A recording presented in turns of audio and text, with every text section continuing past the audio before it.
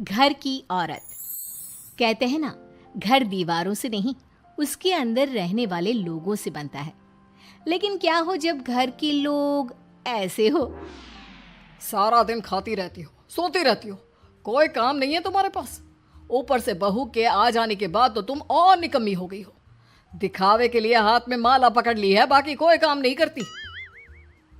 अरे कैसी बात कर रहे हैं? अब तो बहू आ गई है, अब तो मेरी बेइज्जती करना बंद कर दीजिए। जैसे तैसे मेरी तो जिंदगी कट गई गालियां खा खा कर। अरे उस बेचारी को तो छोड़ दीजिए। तभी बेटे के जोर जोर से चिल्लाने की आवाज आती है। कहा था ना तुमसे रिजाइन कर दो, क्यों नहीं किया? और ये पर्स लटका कर कहाँ निकली? चलो कमरे में, काम करो घर का। बहू बेटे की लड़ाई सुनकर सास ससुर बाहर आ जाते हैं। सामने खड़ी होती है नई नवेली बहू रीमा। देख लीजिए माँ जी, शादी से पहले तो मेरे माँ पापा के सामने कहा था कि शादी के बाद नौकरी करने देंगे, लेकिन अब क्या कह रहे हैं? तो तुम माँ जी को क्यों बोल रही है बहू? तब उसका मन रहा होगा, अब नहीं है। पर पिताजी, उसके मन से मेरा करियर तो नहीं चल सकता ना। ससुर को बहू की बात पर गुस्सा आ जाता है। वो बेटी की तरफ देखता है। पापा से जबान लड़ाती है, रुक। ये बोलकर वो पत्नी को खींचकर कमरे में ले जाता है और बंद कर देता है। ये सब देखकर सास दुखी हो जाती है।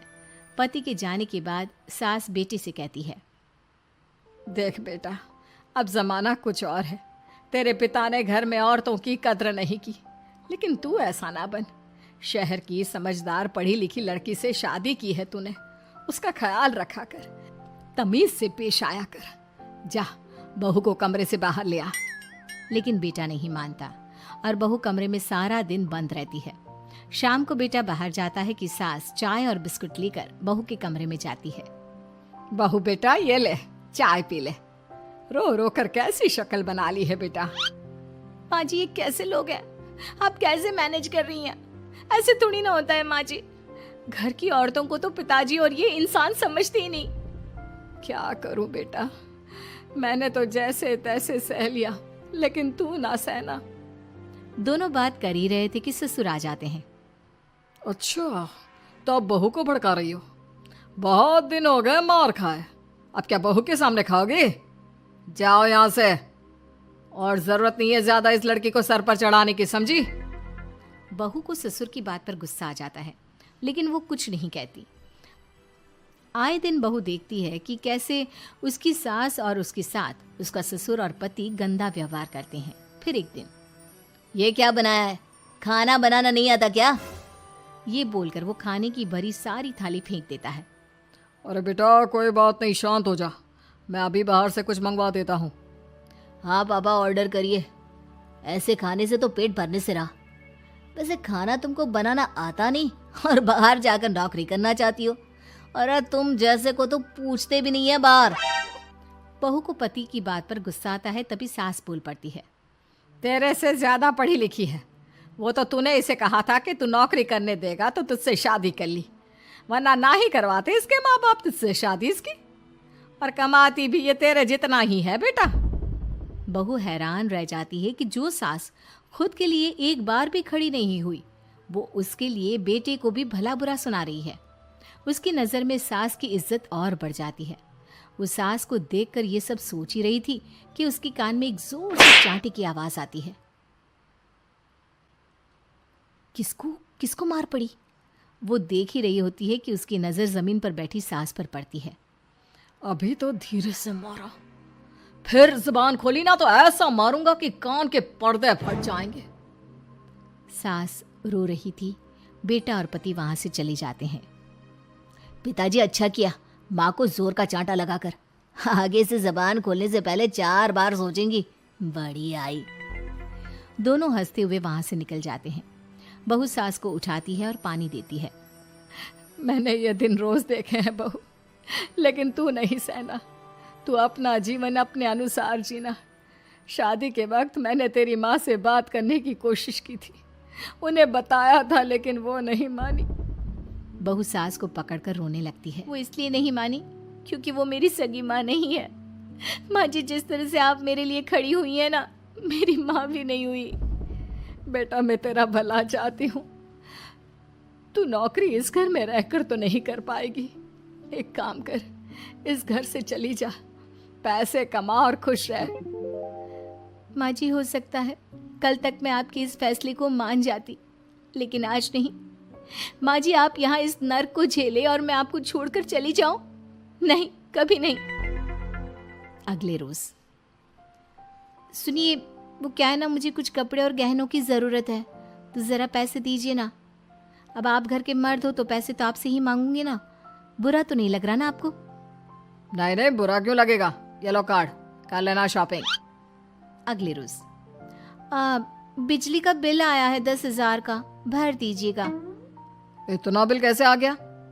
बेटा वो क्या है ना, सारा दिन बहू घर में रहती है तो कमरे में एसी और टीवी चलता रहता है। अब कम से कम बाहर जाए तो 4 पैसे कमा कर लाए। लेकिन हम लोगों को थोड़ी ना औरत की कमाई खानी है, वो तो मर्द ही करता है ना। पति पर्स देखता है और फिर हाँ माँ, ठीक बोल रही हो। खैर चलता हूँ, ऑफिस का वक्त हो गया है। पति ऑफिस से पिता को फोन करता है।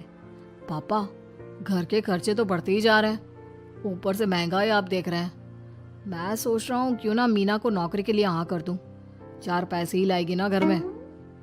वो तो तू ठीक बोल रहा है, लेकिन ये औरत की जात, कल को 4 पैसे कमाने लगे तो ये नहीं कि सर पर चढ़कर नाचे। हाँ पिताजी, बात तो सही है। वो तो आप हैं जो माँ को मुट्ठी में रखा है, वरना मेरी वाली तो। खैर सोचते इस बारे में। शाम को पूरा परिवार साथ बैठा होता है। वो कल पनीर की सब्जी बनानी है तो थोड़े पैसे देकर जाना। और हाँ, कीर्तन भी रखा है संडे को, उसके लिए सामान की लिस्ट बना दी है, ले आना। पापा को दे दो, वो ले आएंगे। अरे पापा कहाँ से ले आएंगे, मेरे पास नहीं है पैसे वैसे। लो, पैसे ही नहीं है? मेरे पापा की जेब तो हमेशा नोटों से भरी रहती है। बेटा, लक्ष्मी को जो पूजता है ना, उसके पास लक्ष्मी रहती है। जो घर की औरतों को मारे पीटे, वो भला कैसे लक्ष्मी का लाभ ले सकता है। वाह वाह, क्या बात है, तो जबान खुल रही है तुम्हारी। लगता है भूल गई पुरानी मार और डांट, क्या?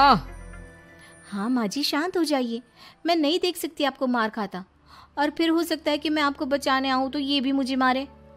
ठीक है बहू, मैं कुछ नहीं कहती, तू ये लिस्ट बस दे दे, मैं चलिए आराम करने।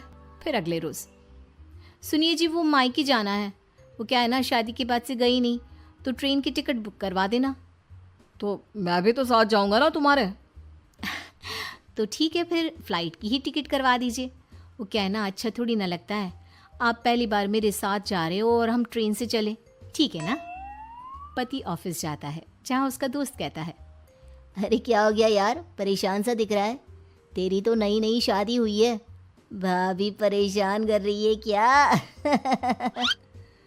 अरे नहीं यार, तू तो जानता है थोड़ी सी कमाई में घर चलाना मुश्किल हो रहा है। तू कैसे मैनेज करता है यार? कैसे क्या यार, तू जानता है ना मेरी बीवी रिया को, वो टीचर है, फिर घर में ट्यूशन करती है, साथ में बच्चे भी पढ़ लेते हैं। यार घर नाम की गाड़ी दोनों पहियों के साथ चलने से ही चलती है। वो भी कमाती है और मैं भी, और चल रहा है घर बस। पति को दोस्त की बात समझ में आती है, लेकिन पिता का ज्ञान कैसे भूल सकता था। भाई कल को सर पर चढ़कर नाचने लगी तो। शाम को घर आता है, जहाँ उसकी बुआ और उसका बेटा बैठे होते हैं। अरे आ गया लल्ला, कैसा थका थका सा लग रहा है, सब ठीक है ना? नमस्ते बुआ, कैसे आना हुआ? कैसा है रमेश? भाई को तो भाई की याद ही नहीं आती। अरे नहीं नहीं भैया, याद नहीं आती तो यहाँ कैसे आता? ये लीजिए मेरी शादी का कार्ड, जरूर आना। पति कार्ड खोलता है। डॉक्टर रश्मि, अरे वाह, तेरी होने वाली बीवी डॉक्टर है। और क्या भैया, आपकी बीवी इंजीनियर तो मेरी डॉक्टर। तभी वहाँ सास आ जाती है। अरे जब घर में ही बिठाना है बेचारी को, तो काहे का इंजीनियर है, तो काम वाली ही, घर का काम करती है और आराम। इतनी पढ़ी लिखी लड़की को घर पर क्यों बिठा रखा है? अरे बहू कहीं झोला छाप डिग्री तो नहीं लेकर आई है? पत्नी की बुराई सुनकर पति को गुस्सा आता है। नहीं बुआ, यूनिवर्सिटी टॉपर है मेरी मीना, और हाँ बड़ी कंपनी में काम भी करती है। बस शादी के बाद कुछ महीनों की छुट्टी ली थी, अगले हफ्ते से ऑफिस शुरू हो जाएगा। क्यों मीना? तभी ससुर आ जाते हैं। हाँ, लेकिन फिर घर का काम कैसे होगा? और पैसे कमाने लगेगी तो सर पर। पिता की बात पूरी नहीं हुई कि बेटा, सर पर चढ़ने का हक है उसका पापा। पत्नी है वो मेरी, यानी मेरे घर की रानी। और रानियां तो सर का ताज होती है। क्यों मीना? मीना पति की बात सुनकर शर्मा जाती है। वाह बेटा, तू सही समय में समझ गया कि औरतों की इज्जत करने वाले घर में शांति और लक्ष्मी का वास